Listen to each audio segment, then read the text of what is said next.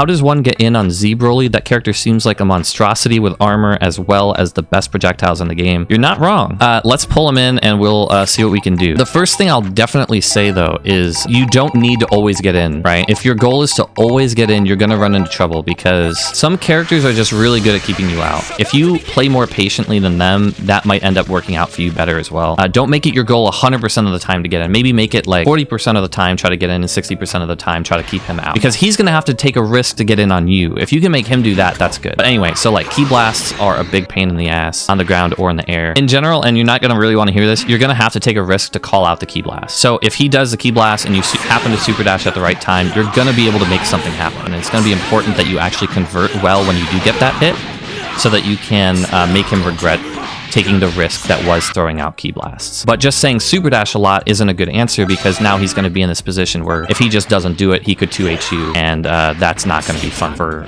you at all, right? This is really where that first point I made of you don't need to get in on him all the time is important. You don't want to take that risk to punish the key blast all the time. You want to like spread that risk out. 4 out of 5 times in neutral, don't take a risk. You know, just chill out. There's nothing wrong with blocking his key blast. So let's just set him to toss some of these out. There's nothing wrong with blocking these. In fact, if you reflect them, you can get some extra meter. Not many people know that. You actually get extra meter for reflecting. You see we get a little bit here when we do. So you're getting something out of just doing nothing. And you can just kind of maneuver around, take small risks in neutral. Like jumping is a pretty minimal risk. You can block while jumping, right? And the only way he's really going to convert Key Blast into pressure, into something scary that makes you want to take a risk, is if he has an assist to back it up. So let's give him Beam Assist. Let's give him Super Saiyan. There's many assists in the game that will work for this kind of thing. But generally, you toss out a Key Blast, you call your assist, it forces them to block, the assist forces them to block even more, and then you can kind of run up and take your turn, right? So now we're blocking, now I have to deal with this, and maybe I have to deal with a command grab. I don't want to deal with that. So this is where it's really important to either avoid the assist if you can, or it's important to, you know, see if you can reflect it, which might make the situation a little bit better. It doesn't actually help that much because you still are going to have to deal with him after the reflect. But what might be nice is after you get the reflect, maybe you could go for a hard tag. You could reflect into reflect again and then challenge. You could reflect into hard tag, as we said earlier. You could reflect into level 3. You could try to avoid the beam if possible. And it's just really important to kind of let him waste that. The key point is basically just don't take a risk all the time. Once in a while, be willing to take that super dash. You got to show that you have the option, but you just can't make it your goal all the time. And I think as long as you try to play around their assists a little bit, and as long as you try to be like vigilant with when he does something like Key Blast into Vanish, because that's his turn if you block the Vanish, right? He's plus here. He could make you have to deal with something. Make sure you're ready to reflect this Vanish afterwards. If you happen to like reflect the Key Blast and he goes for the Vanish, you can actually punish the Vanish. It's kind of a unique thing when you reflect a projectile and then the Vanish is part of the same reflect. So maybe if you reflect Broly's Key Blast and he goes to the Vanish, you can get a good punish. But in general, if you don't do that, don't worry about it. Just be ready to reflect the Vanish and just go back to neutral. You'll get some extra meter out of it. He wasted a bar, and you're getting a small advantage as you go on with that. Some characters have unique tools to deal with Key Blast. Nap is actually a really good example because his Key Blast goes through other Key Blasts. So Broly backdashes and does this. Nappa's Key Blast just wins. And if you're at a good spacing for it, like you could combo into the explosion and get your turn started, or you could, if you're a little bit closer, combo into his H and then just like, bam, we're in the corner now. We might even be able to get a restand set up here. And we totally can. And that would be, you know, if you hit with that, like that's a dead Broly. So different characters have different options. Hit as the stance is actually projectile invul. So, you know, you have certain options like this. And even if you don't get like a punish when you do something like this, you could use an assist to convert into pressure. So you don't always need to punish things. You just need to find a way to turn it into an advantage for you. And that will discourage the thing that you're struggling to deal with. Having multiple approaches to a problem helps a lot. Sometimes do nothing, sometimes look to reflect it, sometimes super dash, sometimes out prioritize it with a beam, etc. That way, if he's just looking to like anti-air your super dash, now he's got to block a beam, which maybe you could convert into pressure with like a Vanish, an assist, whatever. How do you consistently cross up? I either have the normal come out on the wrong side, or if I do get the hit, they recover before I can follow up. Okay, this is actually a really good question. This will help most people, I think, who are struggling with this kind of thing. everything. Let's really quickly talk about crossing up here. Let's just set them not to block, and we'll just talk about spacing and how you should be doing it. Bardock is a good example. Let's bring in Bardock. Whoever said that, thank you. Although actually, let's actually set them to crouching because this kind of makes the point a little more obvious. So when you're close and you do air dash M, not every character is going to reach, right? Obviously, we're too far to reach when they're crouching, and for sometimes when they're standing, it won't work either. So you have to think about what spacing you need to be at so that you will be inside of the range of your cross-up attack when you go for the air dash. So with Bardock, we're going to do something like this. And remember, we might also have to delay the M a little bit so that we're low enough to the ground if they don't stand up or something. You might sacrifice how fast the actual mix-up is a little bit. Like if you do it as fast as possible now, it doesn't work, right? But if we delay it a little bit, we'll be able to hit him even though he's really close to the ground. First thing is just make sure you're out of spacing where it works. The second thing is you can't input your attack until after you cross over them, because your character doesn't turn around until after you cross over. So it's the pause menu's kind of in the way. You can kind of see he's turning around now that we're past him, right? Now that we're passing, he turns around. So you want the move to go the right way. So once you pass over, then you input it so that you've already flipped back around. Now going back to the first point, now that we know that, if there isn't enough time to input your move before you land, because you cross up at the very last second, like right here, like there isn't enough time after I cross over to get the M to come out, you're gonna have to do something faster. And that's why sometimes you see people when they're really far away and they're sneaking in the cross up just barely, that's when they use jump L. They use jump light because they're barely sneaking in, they need a faster attack that's gonna actually work at the last second right after crossing over. Just to recap, make sure that you don't do your attack until after you cross over, until after you pass the center point of their head, essentially, right? Then you start to turn around. Wait till after that, and make a judgment on whether you need to use, like, okay, if we're closer, I need a move that reaches farther, so we're gonna hit M. And if we're really far away, we're gonna have to do something a little faster, even if it doesn't reach as far, and we're gonna be using our jump L in that situation. And however you need to pick that up, you're just gonna have to do it that way. Some characters don't really care about the spacing, like Nappa just has a gigantic jump M. This is just a really good thing. I remember when Sonic Fox first picked up Bardock, and there was like a boot camp at their house with, like, you know, To Kill Sage was there. I think they got like LK over, Ray over, because this was all like season 1, I think, and he was playing Zamasu and Bardock, and he was doing this like super fast cross up with Zamasu. But he was saying, like, Bardock doesn't have mix-up, and everyone's like, dude, what are you talking about? He meant, like, mid-screen. I think he meant, like, mid-screen. His left-right mix-up is very predictable, because he has to be in, like, the perfect position for it to work, right? Oh, actually, let's actually go one step farther here. Let's talk about same-side mix-up as well. So think about the spacing you need to be at to go for your mix-up. So if we need to be this far away to do, like, cross-up M with Bardock, we want to find a way of staying same side at the last second. So what you'll see, like, Fenrich and Goichi do, they do, like, air dash, and before they cross over, they'll do, like, the dive, which is kind of annoying because you're inputting instant air dash, quarter circle forward. So if you're not, like, super good at that, I'm using hitbox, so it might be a little easier for me, but I've also just played for a really long time. This might be a little bit of a hand cramp at first, but I think you guys can get it. Other characters are going to do something like they're just going to air dash, and before they cross up, they're just going to do same side super dash. Because you don't react to the button, right? When you're blocking a left-right mix-up, you're not reacting to them crossing over and hitting M. You're like, oh, I see the M, I see the leg, now it's time to block cross-up. Like, that's not what we're doing.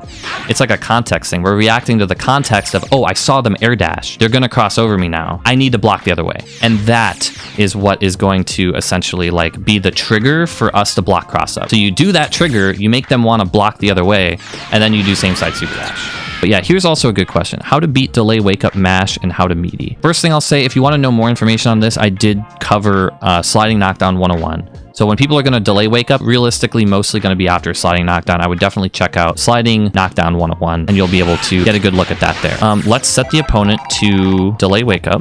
Delayed stand on, and maybe we can even set this. Is it like a random option here? Random, or maybe we'll just set it to on for now. Anytime you do a sliding knockdown, people are going to have the option to up tech. They're going to have the option to tech on the ground, backwards, or in place, or whatever, or they can delay wake up. On a sliding knockdown, they cannot delay wake up into an up tech. They can't delay up tech, so you don't have to worry about that. So you're going to end your combo with whatever your sliding knockdown is. You know, if your character has one that's built in, like Nappa, his overhead is a sliding knockdown, or, you know, whatever your character's launcher would be, whatever. This is what we're talking about. You cannot delay up tech here. So you only have to worry about regular up tech right away, regular get up, like a back tech right away, or they're going to delay tech. But they have control over how long they delay up to a certain point. So in general, there's like a few easy ways to deal with this. I don't think I can cover everything here because that'd probably be its own video. But one thing that I really like to do is have an assist cover the ground while I cover the air, or like you could use an assist to help cover late tech if you realize that they late tech through what you're doing. Let's say usually after a sliding knockdown, you might just want to meaty with like a jump H. And we'll see like after this, we set them to late tech. So our normal timed H might be too soon. Actually, we were a little too, we were on point there. Let's maybe set them to delay a little longer. Set them to delay by like 20 frames. All right, so this is also going to be a sliding knockdown, and we're too soon, right? The first thing to note is if you realize that they late tech through something and you don't feel confident challenging, just block. It's totally fine to just block. Like, cut your losses. Don't overextend and get yourself killed, right? So it's fine to just be like, okay, my meaty whiff, they late tech, let's block. Let's get that out of the way first. That's going to be your safe option. But also, like, let's say we miss our meaty, I can use Bardock to help cover there, right? Or we could use, you know, if we had a beam assist or something that takes a little bit longer, that's totally fine too. But one thing that's really nice about covering late tech is that sometimes when you cover up tech, you'll accidentally cover late tech. So here's what I mean. So like if someone up teched, we would want to do like a rising button to catch them in the air. But because we saw that they didn't actually tech in the air and they late tech, we're like, okay, well now I'm just gonna hit a button as soon as I land. Or I did an air dash into an overhead there. Sometimes people put themselves in the situation where because they late teched, they subject themselves to a mix-up. So because they late teched, I had time before I landed to do an air dash overhead, or I could have just landed and hit low. This doesn't solve the problem of like late tech reflect, late tech attack. Well, it probably would beat late tech in the button, but it won't beat late tech reflect, and it won't beat like level 3. Maybe this would actually accidentally safe jump a level 3 or something. One more thing really quick is you can also just manually react when they get up. This is really hard, and if you're playing online, I wouldn't really recommend it, but it is possible. You can't react to literally everything, but if you want to just stay on the ground and be like, this person's been late teching a lot, I'm just going to walk at them, wait for them to get up, and as I see them start to get up off the ground, I'm just going to start my turn. But this, again, doesn't solve the problem of if they're going to reflect, right? So let's set them to delay stand and counterattack with reflect. So we're going to set them to back counterattack with Key Blast. So now, when they get up, he's going to late tech into reflect, right? So if I get reflected here, and I just meaty normally, I'm going to whiff right in front of them, and if they mashed, I would die. So what we could do is meaty with a reflect-proof block string, and that kind of thing will kind of save your butt here a lot. So I'm going to do L into H, which will reach after I get reflected. Or you could also just like kind of react, or instead of react, but wait for them to get up. A lot of people late tech. Most people actually only mash on late tech, or most like more solid players only mash on late tech when they see that you whiffed something. They see that you missed your meaty, and then they're like, oh, he screwed up. Now it's time to mash. Those kind of people are gonna get hit by Dragon Rush here. And if they're the kind of person who wants to guess with reflect, you can just wait for them to get up and Dragon Rush them too. You'll see me do that a lot. Don't make this your habit. Make this something you do. You realize that the other person has a habit of late teching. That's when you'll do this kind of thing. Struggling to be, just call me Riot. You're struggling to be a little bit more offensive with Super Saiyan Vegeta. You're watching a little bit of pro Vegeta players and trying to apply their playstyle, but I think it's working, but you might need to see a different perspective. The problem with offense with Super Saiyan Vegeta is that he doesn't have built-in mix-up. So it's difficult to just watch someone playing him and say like, oh, I'm improving because I'm just watching them. The reason Fenrich is so goddamn good at the game is because he's good at the game. I don't like that answer, but he is so fundamentally good at the game. He understands defense so well, and he understands how someone's trying to defending that he can open you up with a character as simple as Super Saiyan Vegeta without an assist that's going to give him a 50-50. So if you have an assist that can do that, like let's pop in Bardock B should work, or like Kid Buu assist could work. I don't know the timing for these, so actually just pretend I have Bardock B assist or something. All you're gonna do is light rocket kick. He bounces off of them, right? And then afterwards he can like whiff a jump 2H and then air dash for overhead or land for low, right? Super Saiyan Vegeta is just a really fundamental, solid, simple character. So you have, well, the jump 2H doesn't necessarily make him fall faster. It's just to keep him in the air. So then he can like air dash and go for like overhead. Although he does really fall quick. I don't know if this works with him anymore. Did they change this? It's just a really fundamental solid character. So you need to get good at the fundamental basic mix-up that's in the game. So let's actually get a regular sized character in here. If you're mid-screen, you're going to be doing like cross up into jump M. You're going to be doing same side into super dash. So that's your left-right mix-up. Not technically a perfect left-right mix-up. They could anti-air you. They could react to the same side super dash. But this is all definitely very good. You're going to have to drag and rush. You're going to have to do things like air dash mix-up and air dash LM for double overhead. Air dash M with H, so you only get one hit and then land into low. So one overhead, one low, double overhead, no overhead, just go straight into low. You're going to have to drag and rush, like I said. You're going to have to vary when you do it. Do I do it after the jab? Do I just do it after an assist when I'm plus? Do I stagger a bit and when they're afraid to mash because, you know, I've been frame trapping a lot. They've been dying for mashing. Sometimes let's go for it there. You really have to get good at the basic universal kind of mix up. And this is actually the kind of stuff I want to improve at most of the time, because this is the kind of thinking and the kind of thing that will apply for almost every single character in the game. And actually it'll apply for a lot of characters in a lot of games. So if you get good at this kind of thing, you can pick up another game quicker because you're thinking about like, okay, how does defense work in this game? Is it left-right based? How do I stay same side? You start to ask questions that help you figure out the mix-up quicker and quicker and quicker, and you'll figure this stuff out faster. Part of doing well with a character like Vegeta is just like having good pressure, having decent offense besides mix-up, not counting mix-up, just decent offense so people want to fight their way out. People are impatient blocking. It's kind of like if you watch a good Vegito player, they typically aren't mixing you up unless they have like Go Tank's assist or something. Generally, like fundamental slow growth at the game is going to make you better with this character because he's a very fundamental, simple character. If you have a question that you would like to have answered in a future video, I will be taking some questions from right here on YouTube. However, if you want to have the best chance of having it answered right then and there, I highly recommend heading over to my Twitch and following me over there to see when I go live. There's more videos on the way soon. Thanks for watching.